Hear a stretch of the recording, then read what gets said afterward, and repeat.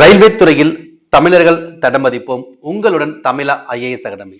RRB 2024 2025 தேர்வுகளான RPF technician grade 3 NTPC JE group D போன்ற போட்டித் தேர்வுகளுக்கு பயன்படக்கூடிய வகையில் தேர்வு நோக்கில் தயாரிக்கப்பட்ட மோஸ்ட் எக்ஸ்பெக்டட் கொஸ்டின் பார்க்க போறோம். இது கெமிஸ்ட்ரி வேதியியல் பாடத்திலிருந்து ஒரு முக்கியமான 50 வினாக்கள் நம்ம பார்க்க போறோம். வாங்க வீடியோக்குள்ள போகலாம்.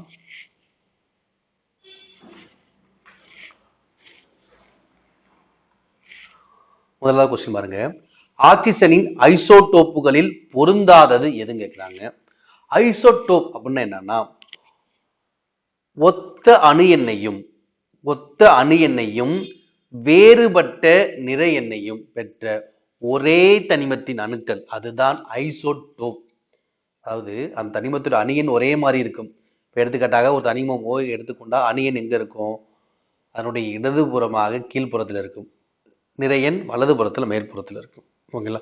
சில ஒன் சைடு கூட வச்சுப்பாங்க. கீழே இருப்பது அணியன், மேலே இருப்பது நிறையன். அப்ப ஒத்த அணியன் வேறுபட்ட நிறையன். அணியன் பார்த்தீங்கன்னா நிறைய அந்த ஒரே தனிமம் ஆக்சிஜன் இன்னொரு ஆக்சிஜன் இருக்கும். அணியன் ஒரே மாதிரி தான் இருக்கும்.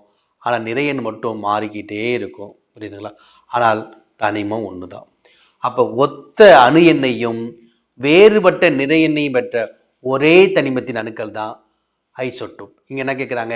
ஆக்சிஜனின் ஐசோடோப்புகள்ல பொருந்தாதுன்னு கேட்கிறாங்க. பாருங்க, அணியன் என்னது? இடதுபுறம் இருக்கக்கூடிய அணியன் சொன்னோம்.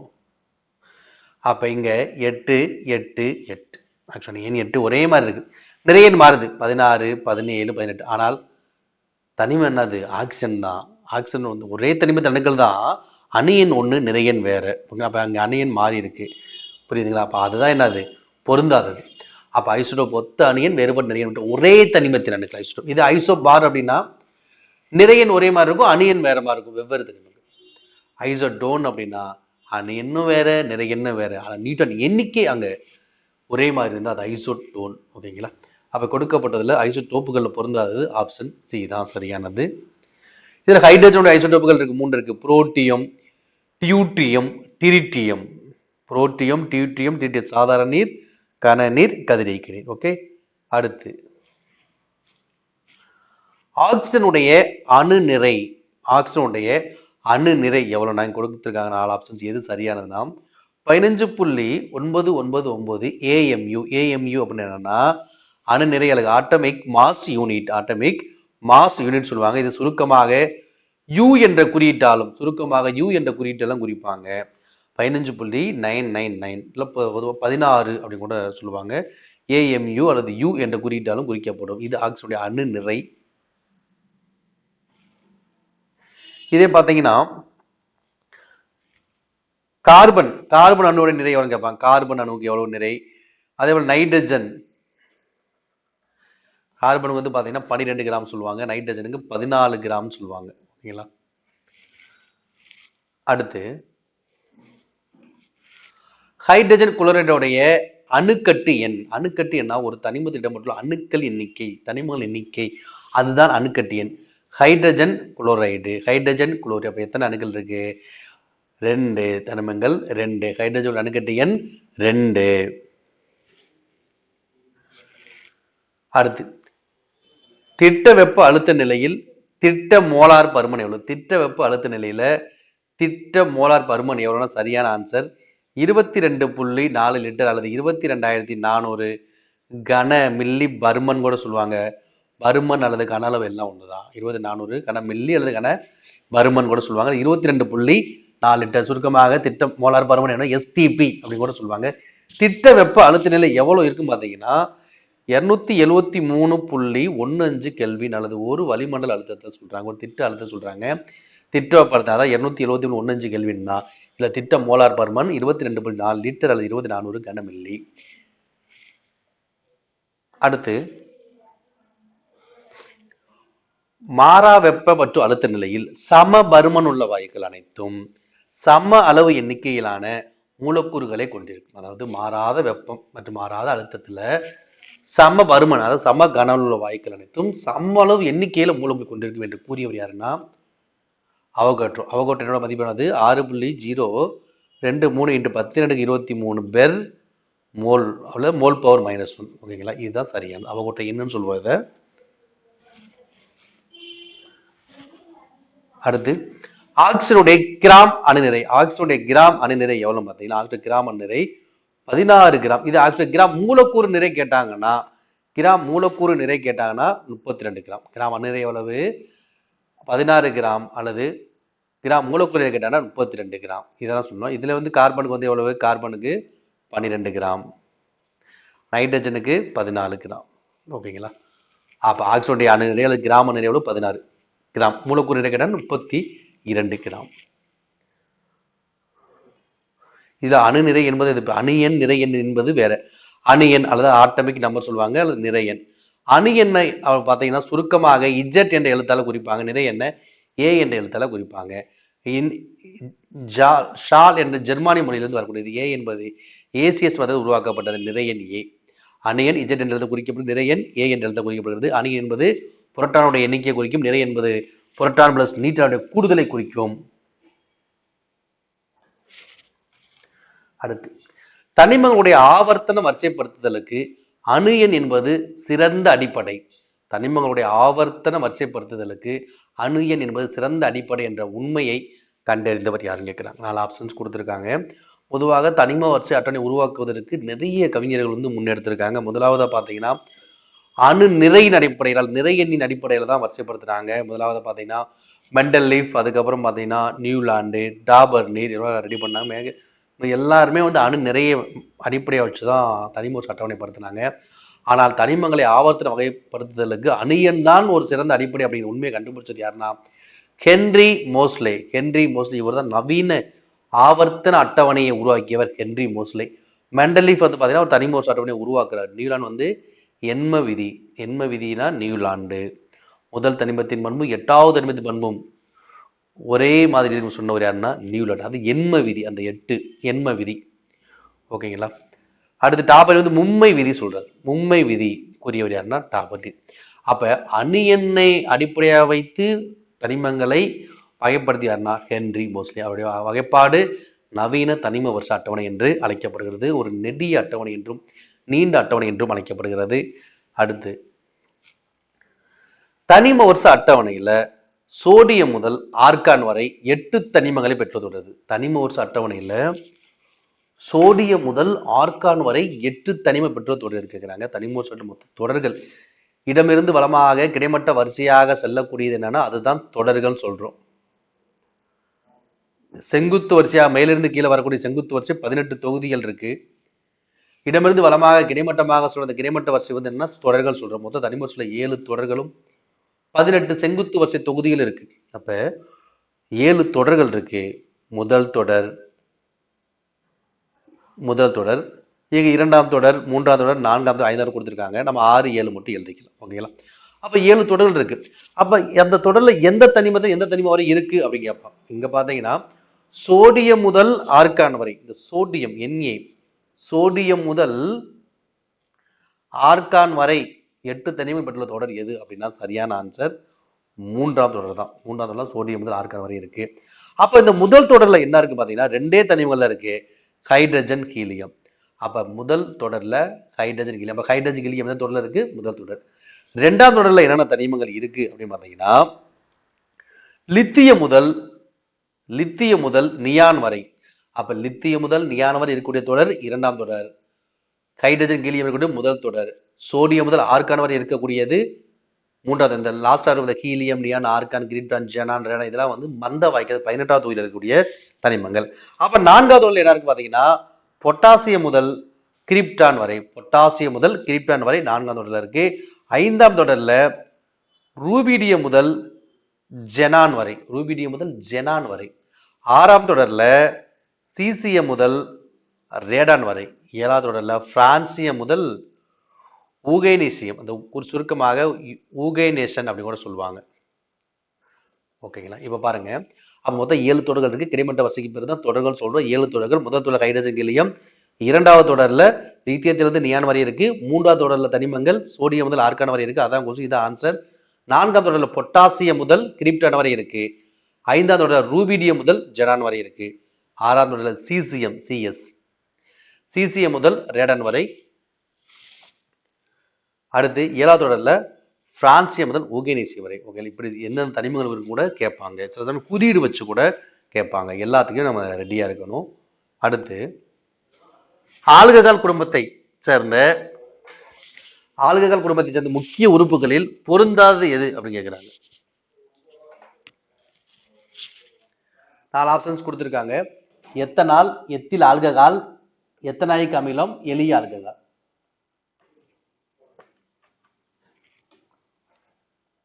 ஆல்கஹால் குடும்பத்தை சேர்ந்த முக்கிய உறுப்புகளில் பொருந்தாதது. ஓகேங்களா? அப்ப பாருங்க, ஆல்கஹால் அப்படின்னாவே என்னன்னு, ஆல்கஹால் குடும்பம்னா OH வினை செயல் தொகுதி. எத்தனால், எத்தில் ஆல்கஹால் எல்லாம் ஒண்ணுதான், எளிய ஆல்கஹால் ஒண்ணுதான். எங்க பாருங்க, எத்தனாயிக் அமிலம், இதெல்லாம் வந்து கார்பாக்சிலிக் அமில வரிசையில் வரக்கூடியது. அப்ப ஆல்கஹால் குடும்பத்தை சாராது எதுவும் பார்த்தீங்கன்னா இந்த எத்தனாயிக் அமிலம் தான். ஓகேங்களா? இது வந்து OOH வரக்கூடியது, COOH. அடுத்து கார உலோகங்களின் இணைதிறன். கார உலோகங்கள் அப்படின்னா என்னன்னா, தனிமோர்ஸ் அட்டவணையில முதல் தொகுதியில் இடம்பெற்றுள்ள தனிமங்களுக்கு பேரு தான் கார உலோகங்கள். இரண்டாவது வரிசையில இடம்பெற்ற தனிமங்கள் கார மண் உலோகங்கள் சொல்றோம். புரியுதுங்களா? செங்குத்து வரிசை சொல்றாங்களா, முதல் தொகுதி தனிமோர்ஸ்ல முதல் தொகுதி கார உலோகம். இரண்டாவது தொகுதி என்னது? கார மண் உலோகங்கள். தொகுதி 3ல இருந்து தொகுதி 12 வரையும் இடைநிலை உலோகங்கள் சொல்லுவாங்க. இடைநிலை உலோகங்கள் தொகுதி 3 to 12. தொகுதி 13 போரான் குடும்பம், 14 கார்பன் குடும்பம், 15 நைட்ரஜன் குடும்பம், 16 ஆக்சிஜன், 17 ஹாலஜன், 18 மந்த வாயுக்கள் சொல்றோம். இதுல தொகுதி 3 ஒரு பகுதியாக லாந்தனைடும் ஆக்டைடும் கீழே தனிமத்தோட கீழ்ப்புறமாக வரிசைப்படுத்தியிருப்பாங்க. இப்ப நமக்கு என்னன்னா இணைதிறன் என்னன்னா, வெளிவட்ட கூட்டுல ஆர்பிட்டால் சொல்ற மாதிரி வெளி ஆற்றல் மட்டத்தில் எவ்வளவு எலக்ட்ரான் இருக்கு, அதுதான் தனிமத்துடைய இணைதிறன். அப்ப கார உலோகங்கள் அனைத்திலுமே ஒரே ஒரு எலக்ட்ரான் மட்டும் வெளிவட்ட பாதையில் வருது. அதனால அந்த காரவுடைய இணைதிறன் எவ்வளவு? 1. அதே மாதிரி மந்த வாய்க்கள் இருக்கு. தனிமோர் சட்டம் தொகுதி 18 மந்த வாய்க்கள் helium, neon, argon, krypton, xenon, radon. இந்த மந்த வாய்க்கள் கொடுத்து இணைதிறன் கேட்டாலும், எந்த தனிமும் மந்த வாய்க்கு கொடுத்து கேட்டாலும் 0 தான். எடுத்துக்கிட்டா ஹீலியம் இணைதிறன் 0, ஆர்கான் இணைதிறன் 0. ஏன்னா மந்த வாய்களுடைய எலக்ட்ரான் அமைப்பு நிலையாக இருப்பதால எந்த வேதிவினைகளையும் பங்கு வருவதில்லை. அதனால மந்த வாய்களுடைய இணைதிறன் கேட்டாலும் அவருடைய மதிப்பு 0 தான். அப்ப கார உலோகங்கள் முதல் தொகுதி தனிமோர்ஸ்ல கார உலோகங்கள் சொல்றோம். அப்ப கார உலோகங்கள் எதுன்னு பாத்தீங்கன்னா, hydrogen, lithium, sodium, potassium, rubidium, caesium, francium. இது ரொம்ப முக்கியமானது. சில சமயம் கொஸ்டின் எப்படி கேட்பாங்க, கார உலோகங்களில் பொருந்தாதது எதுன்னு கேட்பாங்க. அப்ப என்ன அதுக்கு ஃபர்ஸ்ட் கார உலோகம் எதுன்னு பார்த்தோம், hydrogen, lithium, sodium, potassium, rubidium, caesium, francium. இதுதான் கார உலோகங்கள். அதே போல கார மண் உலோகங்கள் இருக்கு, அல்கலி எர்த் மெட்டல்ஸ் 2வது தொகுதியில் இருக்கக்கூடியது கார மண் உலோகங்கள். இந்த கார மண் உலோகங்கள் பொருந்தாதுன்னு கேட்பாங்க. அப்ப இந்த கார உலோகங்கள் எது அப்படின்னு நமக்கு தெரியணும், கார மண் உலோகங்கள் எவை அப்படின்னு நமக்கு தெரியணும். அப்ப கார மண் உலோகம் எதுன்னு பாத்தீங்கன்னா, beryllium, magnesium, calcium, strontium, barium, radium. ஓகேங்களா? பாருங்க, கார மண் உலோகம் கொஞ்சம் டிஃப்ரெண்டா இருக்கு. Beryllium, magnesium, calcium, strontium, barium, radium. ஓகேங்களா? அப்ப கார உலோகங்கள் கார மண் உலோகத்துல அதுல பொருந்தாது எப்படி கேட்டாலும் நம்ம ஆன்சர் பண்ணணும். ஓகேங்களா? இணைதிறன் என்பது அது வெளிக்கூட்டில் எவ்வளவு எலக்ட்ரான்கள் சுற்றி வருகிறது அதை வச்சு நம்ம இணைதிறன் சொல்றோம். அந்த KLMN அந்த ஆற்றல் மட்டத்தோட எண்ணிக்கையை வச்சு சொல்றோம். ஒரு ஆற்றல் மட்டத்தை அதிகபட்ச எண்ணிக்கை எவ்வளவு? 2n². அதன்படி KLM மொத்தம் 4 ஆற்றல் மட்டங்கள் இருக்கு, 2, 8, 18. இப்படி இதன் அடிப்படையில் தான் அணியனுடைய அடிப்படையை தான் நம்ம இணைதிறனை கொண்டு வரும். அணியன் தெரிஞ்சாவே நம்ம இணைதிறனை கண்டுபிடிச்சிடலாம். ஓகேங்களா? அணியன் தெரிஞ்சாவே நம்ம எலக்ட்ரான் அமைப்பை கொண்டு வருவோம். எலக்ட்ரான் வச்சு கொண்டு போய் எலக்ட்ரான் பைரு வச்சு நம்ம இணைதிறனையும் கண்டுபிடிச்சிடலாம். ஓகேங்களா? அடுத்து H2 மூலக்கூறில் 2 ஹைட்ரஜன் அணுக்கருக்களுக்கு இடையே உள்ள தூரம் எவ்வளவு? அந்த H2 மூலக்கூறுல 2 ஹைட்ரஜன் அணுக்கருக்களுக்கு இடையே எவ்வளவு தூரம் இருக்கு பார்த்தீங்கன்னா 0.74 ஆங்ஸ்ட்ராம். ஒரு ஆங்ஸ்ட்ராம் அப்படின்னா என்னன்னா, ஒரு ஆங்ஸ்ட்ராம் என்பது 10⁻⁻10 மீட்டர். எப்படி ஒரு நேனோ 10⁻⁻9 சொல்றோமோ, ஒரு மைக்ரோ 10⁻⁻6 சொல்றோமோ, ஒரு ஆங்ஸ்ட்ராம் என்பது 10⁻⁻10 மீட்டர். அணுக்கருக்கள் பொதுவாக இந்த அளவீடால் தான் அளக்கிறோம். அப்ப H2 மூலக்கூறுல 2 ஹைட்ரஜன் அணுக்கருக்களுக்கு இடையே உள்ள தூரம் எவ்வளவு? 0.74 ஆங்ஸ்ட்ராம். ஒரு ஆங்ஸ்ட்ராம் மதிப்பு 10⁻⁻10 மீட்டர். இதோட சகப்பிணைப்பு ஆரம் கேட்டானா இதுல பாதி 0.37 ஆங்ஸ்ட்ராம். இது சகப்பிணைப்பு ஆரம். அடுத்து தனிமோர்ச அட்டவணை தொடர்ல இடப்பக்கத்திலிருந்து வலப்பக்கமாக செல்லும் போது எலக்ட்ரான் கவர்த்தன்மை என்னவாகும்? குறையுமா, அதிகரிக்கும், மாறாமல் இருக்கும்னு கேட்கிறாங்க. அதாவது இடப்பக்கத்திலிருந்து வலப்பக்கமாக செல்லும் போதுனாவே அது என்னது? தொடர். மேலிருந்து கீழாக வந்தால் அது என்னது? தொகுதி அப்படின்னு சொல்லிட்டு. இங்க என்ன கேட்கலாம்? எலக்ட்ரான் கவர்ந்து இழுக்கக்கூடிய அந்த எலக்ட்ரான் கவர்த்தன்மையானது தொடர்ல செல்லும் பொழுது என்னவாகும் கேட்கிறாங்க? தொடர்ல செல்லும் போது எலக்ட்ரான் கவர்த்தன்மை அதிகரிக்கும். தொகுதியில குறையும். புரியுதுங்களா? எலக்ட்ரான் கவர்த்தன்மை, எலக்ட்ரான் நாட்டம், அயனியாக்கும் ஆற்றல், எப்படி வேணா கேட்கலாம் கொஸ்டின். இதுல வந்து எலக்ட்ரான் கவர்த்தன்மை கேட்கறாங்க.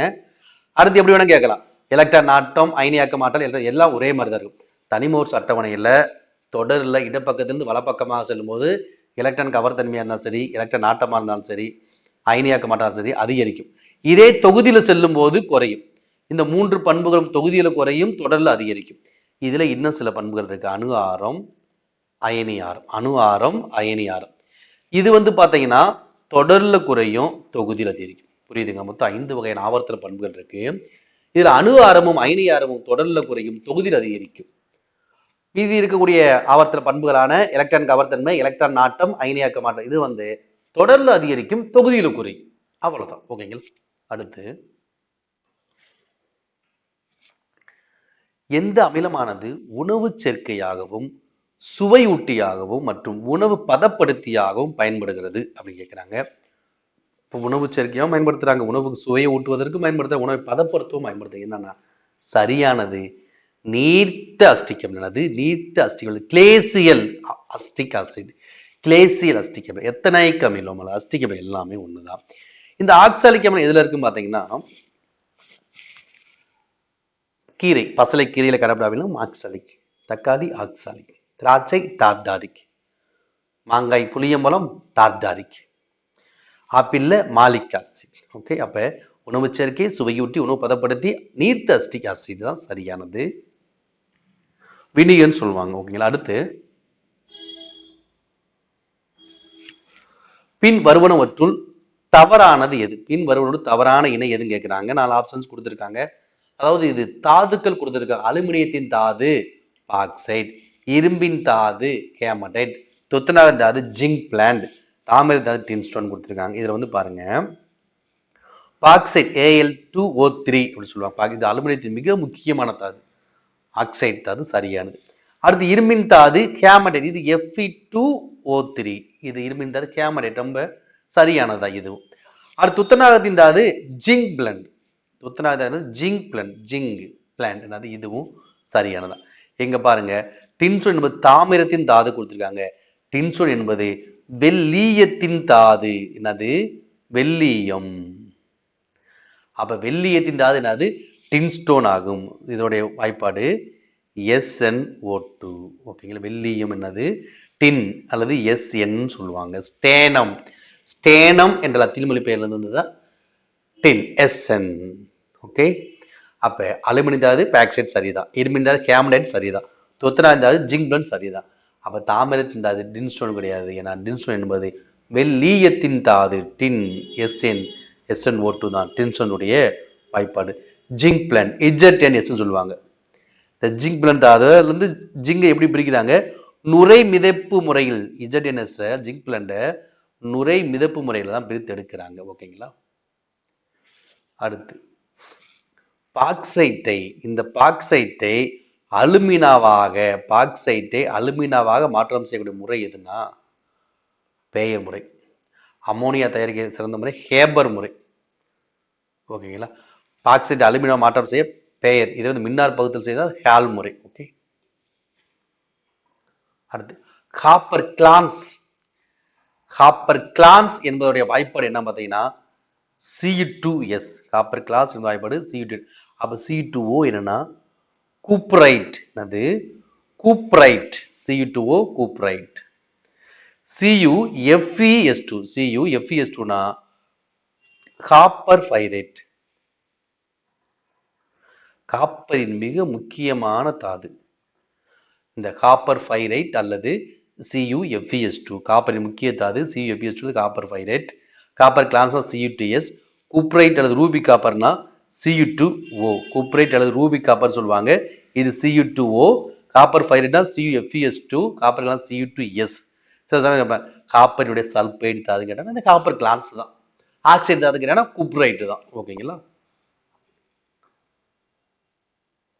அடுத்து மின்காந்தங்கள் மற்றும் நங்கூரம் செய்ய பயன்படுவது. மின்காந்தங்கள் மற்றும் நங்கூரம் செய்ய பயன்படுவதுன்னா தேன் இரும்பு. இதுதான் சரியானது. மின்காந்தங்கள் இந்த கொஸ்டின் நிறைய டைம் கேட்டிருக்காங்க. மின்காந்தங்கள் செய்ய பயன்படுவது, நங்கூரங்கள் செய்ய பயன்படக்கூடியது தேன் இரும்பு தான் சரியானது. அடுத்து தங்கத்தில் கரைக்கப்பட்ட காப்பர். தங்கத்தில் கரைக்கப்பட்ட காப்பர் என்பது என்ன வகை கலவைக்கு எடுத்துக்காட்டு அப்படின்னா சரியானது திண்மத்தில் திண்மம். என்னது? திண்மத்தில் திண்மம் என்பதுதான் சரி. ஏன்னா தங்கமும் திண்மம் தான், திடப்பொருள் தான். காப்பரும் திடப்பொருள் தான். ஓகேங்களா? அப்ப திண்மத்தில் திண்மம் தான் தங்கத்தில் கரைக்கப்பட்ட காப்பருக்கு சரியான எடுத்துக்காட்டு. அப்ப இந்த திரவத்தில் திண்மம், இந்த திரவத்தில் திண்மம் அப்படின்னா என்னன்னா பாதரசத்துடன் கலந்த சோடிய ரசக்கலவை. சோடிய ரசக்கலவை, பாதரசம் கலந்த சோடிய ரசக்கலவை. அப்ப சோடியம் என்பது திண்மம், திடப்பொருள், உலோகம். இப்ப பாதரசம் திரவ நிலையில் உலோகம். பாதரசம் திரவ நிலையில் உள்ள ஒரு பொதுவாக உலோகங்கள் மெட்டல்ஸ் திடநிலை தான் இருக்கும். ஆனால் பாதரசம் திரவ நிலையில் ஒரு உலோகமாகும். அப்ப பாதரசம் கலந்த ஒரு சோடிய ரசக்கலவை திரவத்தில் திண்ம நிலைக்கு எடுத்துக்காட்டு. அடுத்து திரவத்துக்கு எடுத்துக்காட்டு எதுவும் பார்த்தீங்கன்னா நீரும் எத்தில் ஆல்கஹாலும், அதாவது எத்தனாலும் கலந்த கலவை. நீரும் திரவம், எத்தனாலும் திரவம். அப்ப திரவத்துக்கு அது எடுத்துக்காட்டு. அடுத்து திண்மத்தில் திரவத்துக்கு எடுத்துக்காட்டு எதுவும் பார்த்தீங்கன்னா நீர்ல கலந்துள்ள சோடியம் குளோரைடு கரைசல். நீர்ல கலந்த சோடியம் குளோரைடு வந்து திடப்பொருள், நீர் என்பது திரவம். புரியுதுங்களா? அப்ப திண்மம் எடுத்துக்காட்டு தங்கத்தில் கரைக்கப்பட்ட காப்பர். திரவத்தில் திண்மம் கலவைக்கு எடுத்துக்காட்டு பாதரசத்துடன் சோடிய ரச கலவை கலந்தது. திரவத்தில் திரவம் நீரும் எத்தில் ஆல்கஹால் கலந்தது. திண்மத்தில் திரவம் நீரும் சோடியம் குளோரைடும் கலந்த கலவை. அடுத்து பற்குழிகளை அடைக்க பயன்படுது டேஸ் ரசக்கலவை கேட்கலாம். பொதுவாக பற்குழி அடைக்க எது பயன்படுத்துறாங்க பார்த்தீங்கன்னா மெர்க்குரி, சில்வர், டின். இதான் ரொம்ப முக்கியமான மெர்க்குரி, சில்வர், டின் ரசக்கலவை தான் பற்குழியில் அடைக்க பயன்படுது. எனக்கு கொடுத்துருக்கான்னு பார்ப்போம். சில்வர், டின். இங்க பாருங்க ஏயு கொடுத்துருக்காங்க, தங்கம்லாம் கிடையாது. ஓகேங்களா? அடுத்து சில்வர், டின். குறியீடு அப்படியே மாற்றி கொடுத்துருக்கு. இங்க வந்து பேரா கொடுத்து குறியீடு அப்படின்னா அது ஏசி சரி. பொதுவாக பற்குழி அடைக்க பயன்படுது மெர்க்குரி, சில்வர், டின். ஓகேங்களா? அடுத்து வெள்ளை விட்ரியாலின் ஐயுப்பாக்கு பெயர். ஒயிட் விட்ரியால், அது சிறப்பு பெயர். இது இந்த வெள்ளை விட்ரியாலோட ஐயுப்பாக்கு என்பது international union for pure and applied chemistry. இது ஐயுப்பாக், அதாவது தனிமங்களை கண்டறியக்கூடிய தனிமங்கள் பெயர் வைக்கக்கூடிய அந்த அமைப்பு ஐயுப்பாக். வெள்ளை விட்ரியோட ஐயுப்பாக்கு பேர் என்ன? Zinc sulphate. Zinc sulphate, zinc sulphate, heptahydrate. Hepta அப்படின்னு 7. Zinc sulphate, heptahydrate. இதை வெள்ளை விட்ரியோட ஐயுப்பாக்கு பேர். அப்ப இந்த magnesium sulphate, magnesium sulphate, heptahydrate அப்படின்னு என்னன்னா அதுதான் எப்சம். மருத்துவத்துறையில் மன அமைதிப்படுத்தியலாக பயன்படக்கூடியது எப்சம். அதோடைய பெயர் magnesium sulphate, heptahydrate, MGS super point 7H2O. அப்ப இந்த கால்சியம் சல்பேட் டைஹைட்ரேட் என்னது? கால்சியம் சல்பேட் டைஹைட்ரேட் அப்படின்னு என்னன்னா இது ஜிப்சம். சிமெண்ட் கெட்டிப்படுவதை தாமதப்படுத்தக்கூடிய வேதிப்பொருள் ஜிப்சம். இங்க டைஹைட்ரேட் தான் ஜிப்சம். இதே H2O ஹெமிஹைட்ரேட், அதுனா பாரிஸ் சாந்து, பிளாஸ்டா பாரிஸ். அதே தான் பிளாஸ்டா பாரிஸ்னா கால்சியம் சல்பேட் H2O இருக்கும். ஜிப்சம்னா கால்சியம் சல்பேட் 2H2O டைஹைட்ரேட் இருக்கு. ஓகேங்களா? இந்த காப்பர் 2 சல்பேட் பெண்டாஹைட்ரேட். காப்பர் 2 சல்பேட் பெண்டாஹைட்ரேட் என்ன பார்த்தீங்கன்னா இதுதான் நீல விட்ரியால். இது என்னது? நீல விட்ரியால். புரியுதுங்களா? ஒயிட் விட்ரியால் என்னது? Zinc sulphate. நீல விட்ரியால்னா காப்பர் சல்பேட் பெண்டாஹைட்ரேட். இதுல பச்சை விட்ரியால் ஒன்று இருக்கு. பச்சை விட்ரியால்னா ஃபெரஸ் சல்பேட். விட்ரியால் ஆயில் கேட்டானா அது சல்பூரிக் ஆசிட் தான். Magnesium sulphate heptahydrate Epsom. Calcium sulphate dihydrate gypsum. Calcium sulphate hemihydrate Paris சாந்து. காப்பர் சல்பேட் பெண்டாஹைட்ரேட் நீல விட்ரியால். ஓகேங்களா? இதோட பெயர் ஐயுப்பாக்கு பெயர், வாய்ப்பாடு, பொதுவான பெயர் எல்லாமே நான் பார்த்துக்கணும். ஓகேங்களா? இது மாதிரி தொடர்ந்து கேட்பாங்க. அடுத்து தேசாமாண்டு இந்தியாவில் திறக்கப்பட்ட முதல் கடல் பாலம் பாம்பன் ரயில் பாலம். தேசாமாண்டு இந்தியாவில் திறக்கப்பட்ட முதல் கடல் பாலம் பாம்பன் ரயில் பாலம் அப்படின்னா சரியான ஆன்சர் 1914ஆம் ஆண்டு இந்த பாம்பன் பாலம் திறக்கப்பட்டது. இந்தியாவில் திறக்கப்பட்ட முதல் கடல் பாலமும் இந்த பாம்பன் ரயில் பாலம் தான். ஓகேங்களா. அடுத்து 25°C 100 கிராம் நீரில் சோடியம் குளோரைடு கரைதல் எவ்வளவு கேட்கிறாங்க. இது ரொம்ப ரொம்ப முக்கியமான ஒரு கொஸ்டின். தொடர்ந்து இது மாதிரி கொஸ்டின் கேட்பாங்க. இது வந்து நம்ம புக்கில் இருக்கிற கண்டென்ட் தான், அப்படியே தான் கேட்பாங்க. 25°C வெப்பநிலையில 100 கிராம் நீரில் சோடியம் குளோரைடு கரைதல் எவ்வளவு இருக்கும்னா 36 கிராம் இருக்கும். அடுத்து கார்பன் அணுக்கூட எண்ணிக்கை 1. கார்பனிக் எண்ணிக்கை 1 தான் இருக்கணும். அதில் பொருந்தாத எதுவும் கேட்குறாங்க.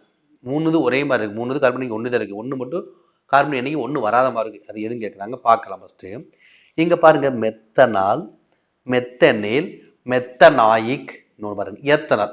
இந்த மூணுமே ஒரே மாதிரி இருக்கு. ஓகேங்களா. அப்ப இந்த மெத்தனால் அப்படின்னு என்னது? CH3OH. CH3OH. இப்ப மெத்தனேல் அப்படின்னா என்னன்னா HCHO. மெத்தனோயிக் அமிலம் அல்லது ஃபார்மிக் அமிலம் அப்படின்னா HCOOH. மெத்தனோயிக் அமிலம்னாலும் ஃபார்மிக் அமிலம் ஒண்ணுதான். அதே போல எத்தனாயிக் அமிலம், அஸ்டிக் அமிலமும் ஒண்ணுதான். அடுத்து எத்தனால் அப்படின்னு என்னன்னா C2H5OH.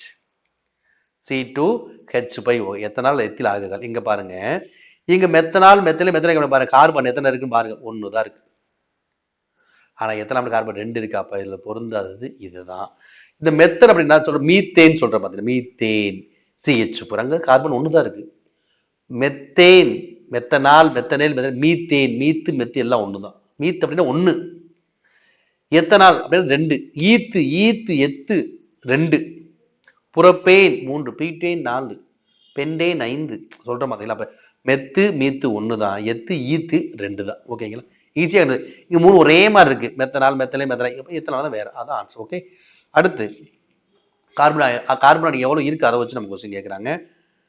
அடுத்து நிறமற்ற நீரற்ற காப்பர் சல்பேட் உப்பில் சில துளி நீரை சேர்க்கும் பொழுது அல்லது குளிர்விக்கும் பொழுது உப்பானது மீண்டும் டேஸ்ட் நிறமாக மாறும் அப்படின்னா, அதாவது நீரற்ற காப்பர் சல்பேட் கரைசல்ல உப்புல சில துளி நீரை சேர்க்கும் போதே அல்லது குளிர்விச்சா என்ன மாறும்? அந்த உப்பு, அந்த தாமிர சல்பேட் உப்பானது நீல நிறமாக மீண்டும் நீல நிறமாகவே மாறும். இதுதான் சரியானது.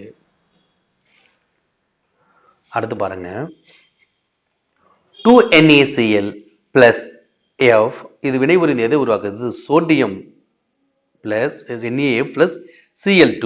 இது எவ்வகை வினை அப்படின்னு கேட்கிறாங்க. பொதுவாக சேர்க்கை வினை. பொதுவாக இந்த சேர்க்கை வினை அப்படின்னா எப்படி இருக்கும்? 2 தனிமங்கள் சேர்ந்து ஒரு புதிய வகை சேர்மத்தை உருவாக்கும். அது சேர்க்கை வினை சொல்றோம். புரியுது. சிதைவு வினைனா ஒரு சேர்மமானது 2 தனிமங்களை பிரியாது. அது நம்ம சிதைவு வினை சொல்றோம். இப்ப சேர்க்கை வினை எடுத்துக்காட்டு என்ன சொல்லலாம்? ஹைட்ரஜன் குளோரைடு வினைபுரிந்து hydrogen chloride hydrogen chloride hydrochloric அமிலத்தை உருவாக்குகிறது.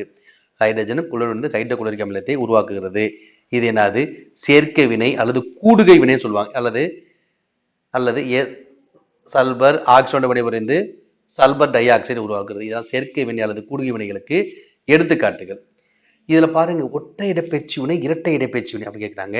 இந்த ஒற்றை இடப்பெயர்ச்சி வினை அப்படின்னா என்னன்னா, A plus BC வினைபுரிந்து AC plus B அப்படின்னு என்னன்னா, ஒரு தனிமம் ஒரு சேர்மத்துடன் வினைபுரிந்து ஒன்றை இடப்பெயர்ச்சி செய்யும் வினை விளைபொருட்களை உருவாக்கும். எடுத்துக்காட்டு பார்த்தா A plus BC என்ன உருவாக்குது? AC. P மட்டும் தனியா வருது. பாத்தீங்களா? புரியுது. இப்ப இதை இங்க AC கூட இருக்கலாம், இல்ல AB கூட இருக்கலாம். AB plus C வினைபுரிந்து எதை உருவாக்குது? AC plus P.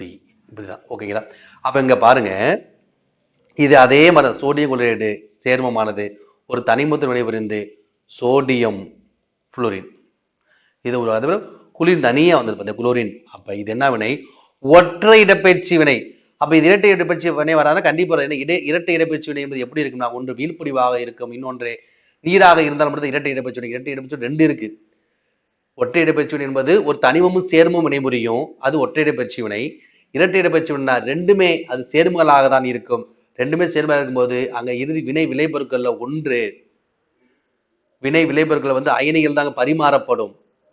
அந்த வினை விளைபொருட்கள்ல ஒன்று பார்த்தீங்கன்னா வீழ்படிவாக இருக்கும். இன்னொன்று வகை பார்த்தீங்கன்னா நடுநிலையாக்கல் வினை சொல்லக்கூடிய ஒன்று உப்பை நீரையும் கொடுக்கும். அப்படி இருந்தால் இரட்டை இடப்பெயர்ச்சி வினை. இப்போ இந்த இரட்டை இடப்பெயர்ச்சி வினை எப்படி இருக்கு பார்த்தீங்கன்னா ஏபி பிளஸ் சிடி, இது ஒரு சேர்மம், இது ஒரு சேர்மம்.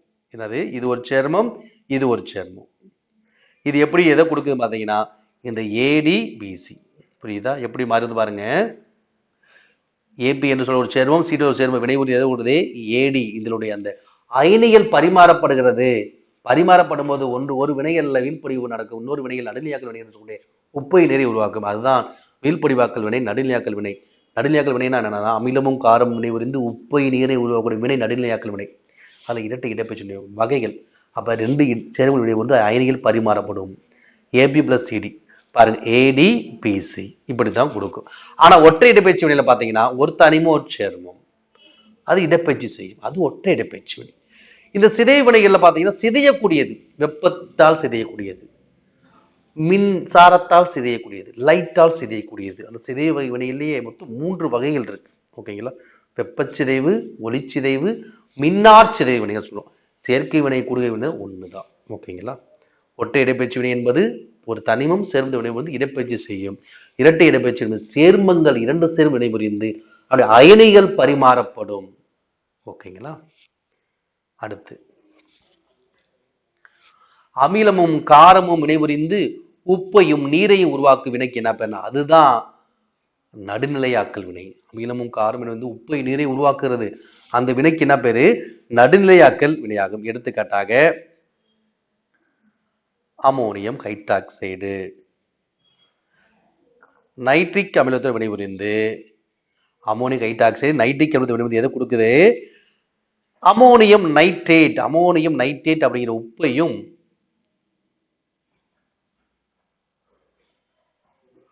நீரையும் கொடுக்குறது.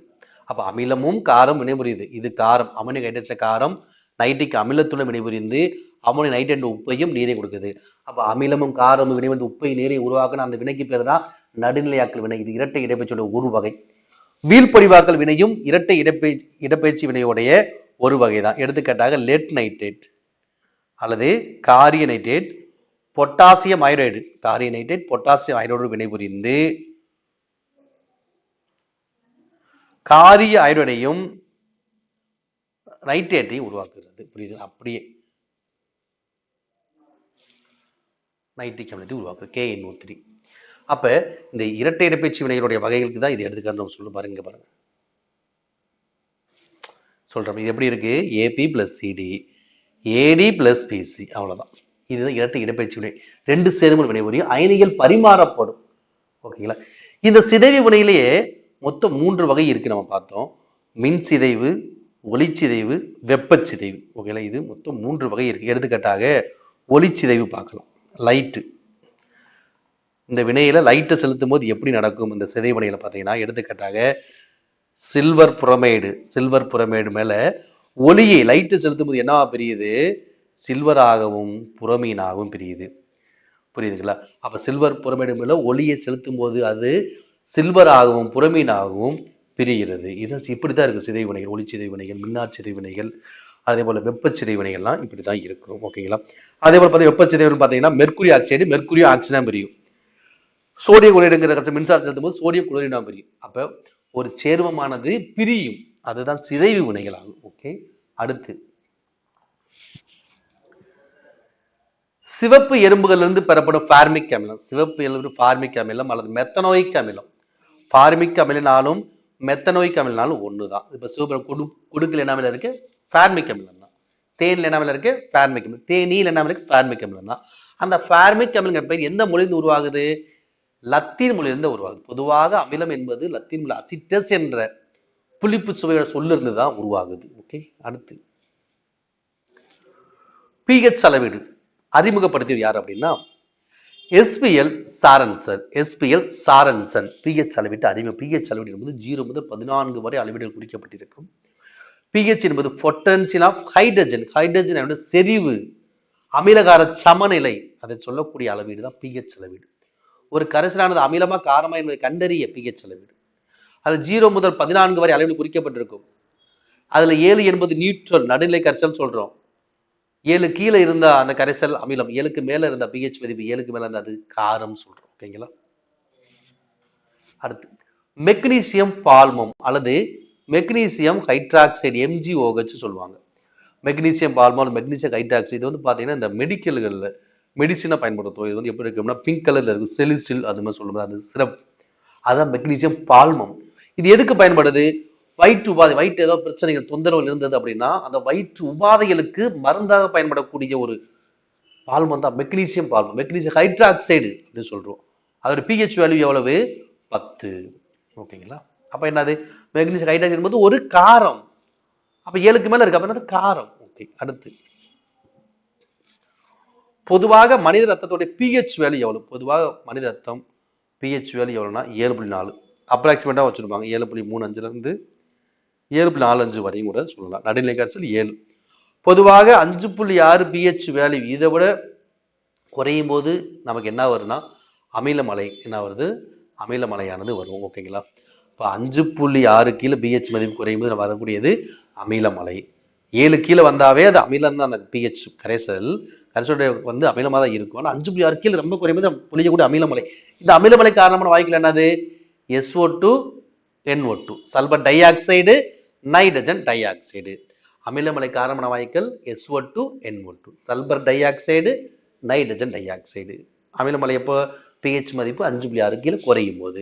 மனித ரத்தத்துக்கு pH மதிப்பு 7.4. அடுத்து தவறான இணையை கண்டுபிடி. தவறா எது கேட்குறாங்க?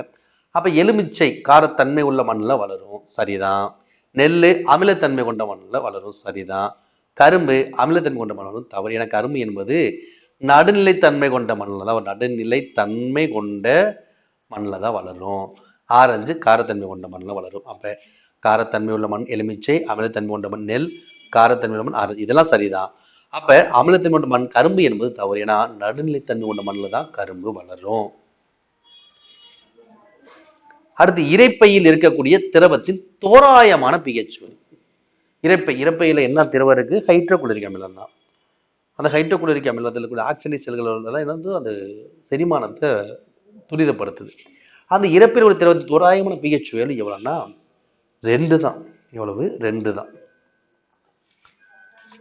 அடுத்து 0.001 m செறிவுள்ள ஹைட்ரோகுளோரிக் அமிலத்தின் கரைசலின் pH மதிப்பு எவ்வளவு கேட்குறாங்க. பொதுவாக இரைப்பை திரவம் 2, 0.001 m செறிவுள்ள ஹைட்ரோகுளோரிக் அமிலத்தின் கரைசல் pH வேல்யூ எவ்வளோனா 3. இது அப்படியே தான் கேட்பாங்க, நல்லா பார்த்துக்கோங்க.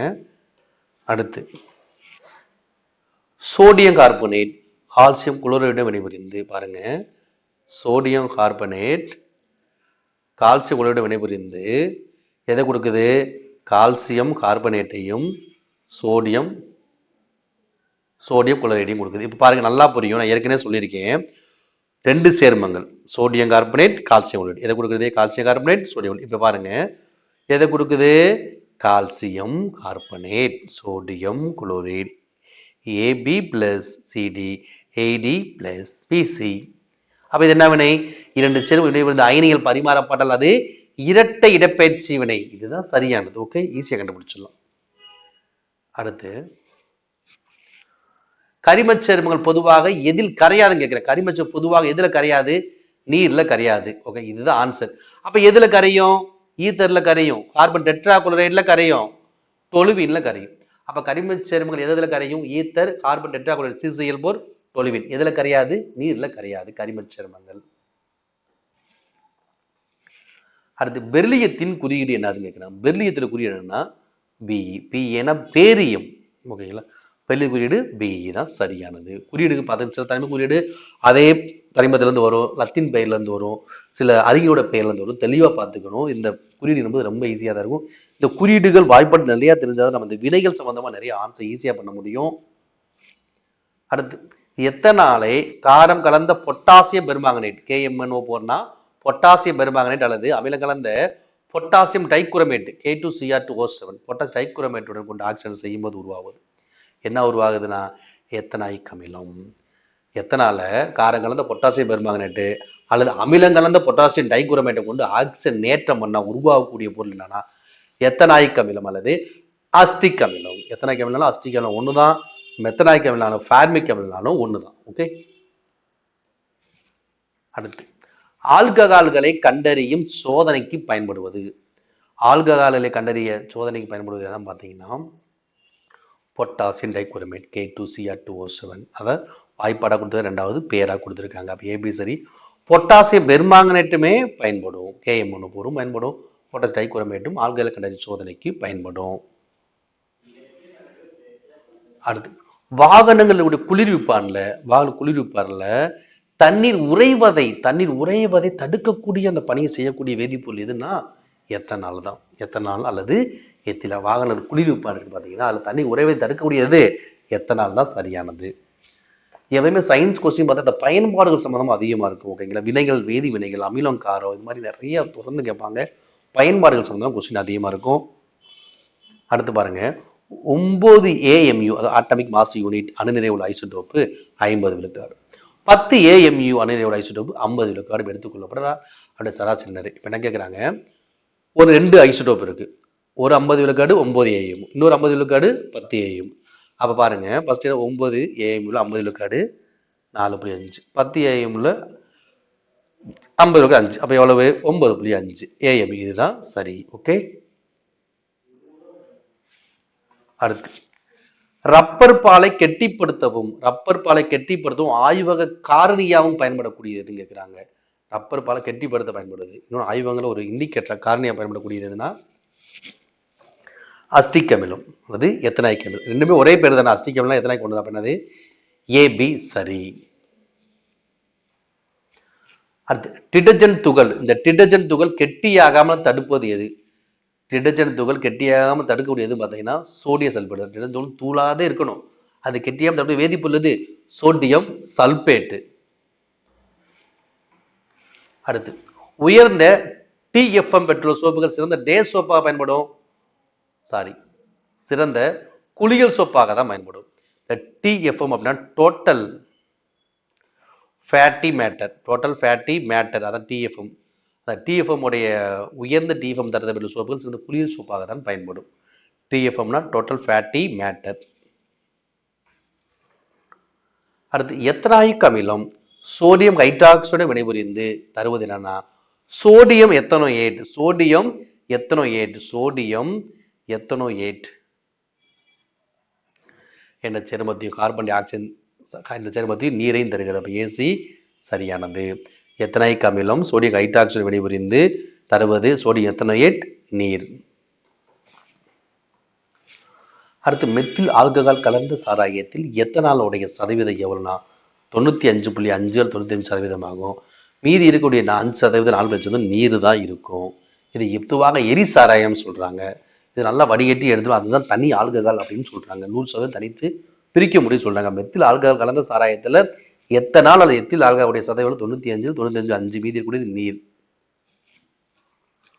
அடுத்து மருத்துவமனைகளில் காயங்களை துடைத்து எடுக்கும் புரை தடுப்பானாக, மருத்துவமனைகளில் காயங்களை துடைத்து எடுக்கும் ஒரு புரை தடுப்பானாக பயன்படுதுன்னா எத்தனால் அல்லது எத்தில் ஆல்கஹால். அதே மாதிரி பார்த்தீங்கன்னா காயங்கள் ஊற்றக்கூடிய ஒரு பொருள் இருக்கு மருத்துவமனையில், ஹைட்ரஜன் பெராக்சைடுன்னு சொல்லுவாங்க, H2O2, அதுவும் இருக்கு. இந்த புரை தடுப்பானாக எத்தனாலும் பயன்படுது. அடுத்து எத்தனாயிக் அமிலத்துடைய சோடிய உப்பை சோடா சுண்ணாம்புடன் சூடுபடுத்தினா என்ன ஆவாய் வரும்? அதாவது எத்தனாயிக் அமிலத்தோட சோடிய உப்பை சோடா சுண்ணாம்பு கலந்து நம்ம சூடுபடுத்துறோம்னா அப்போ என்ன வாயு உருவாகுது அப்படின்னா மீத்தேன் உருவாகுது. என்ன வாயு உருவாகுது? மீத்தேன் உருவாகுது.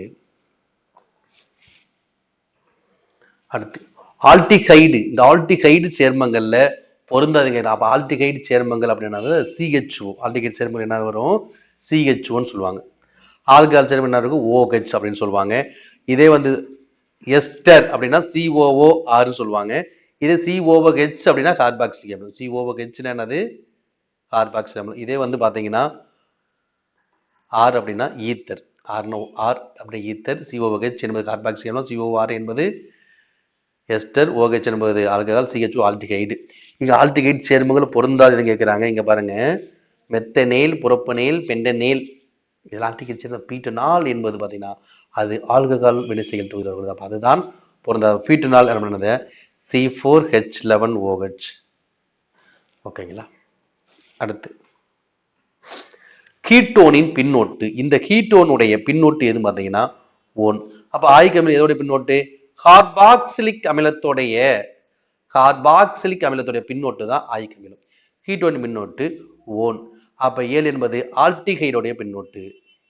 ஆல்டிகைடு பின்னோட்டு ஏல். ஆல் என்பது ஆல்கஹாலுடைய பின்னோட்டு. அப்ப ஆல்கஹால் பின்னோட்டு ஆல், ஆல்டிகைடு பின்னோட்டு ஏல், கீட்டோனின் பின்னோட்டு ஓன், கார்பாக்சிலிக் பின்னோட்டு ஆயிக் அமிலம். அடுத்து மனித உமிழ்நீர் சலைவா. மனித உமிழ்நீர் பிஹெச் வேல்யூ எவ்வளோனா 6.5 இருந்து 7.5 வரையும். இதான் மனித உமிழ்நீர் சலைவாவோட பிஹெச் வேல்யூ ஆகும். ஓகே, கண்டிப்பாக இன்றைக்கி நம்ம வந்து மோஸ்ட் எக்ஸ்பெக்டட் கெமிஸ்ட்ரி கொஸ்டின் பார்த்துருக்கோம். இது வந்து பார்த்தீங்கன்னா மிக முக்கியமாக தனிம ஒரு அட்டவணை, அமிலம், காரம், கார்பன், வேதி வினைகள், வேதி பொருட்களுடைய பயன்பாடுகள் நிறைய கொஸ்டின் கண்டிப்பாக வரக்கூடிய தேர்வுகளுக்கு கண்டிப்பாக மிக மிக ஹெல்ப்ஃபுல்லாக இருக்கும். உங்கள் நண்பர்களுக்கும் ஷேர் பண்ணுங்கள், தொடர்ந்து சப்போர்ட் பண்ணுங்கள். தேங்க்யூ.